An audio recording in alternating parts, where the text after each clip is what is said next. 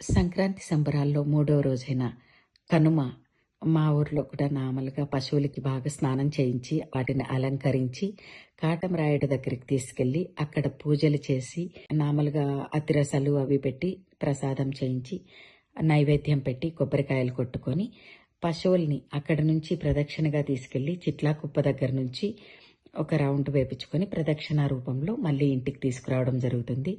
చాలా బావుంటుంది. ప్రతి ఊర్లోనూ, పల్లెల్లో జరుగుతూ ఉంటుంది. నెక్స్ట్ టైం నుంచి మీరు కూడా మీ పల్లెలకు వెళ్ళి సంక్రాంతిని, కనుమ పండుగని ఎంజాయ్ చేయండి. మన సంస్కృతిని మనమే కాపాడుకుందాం.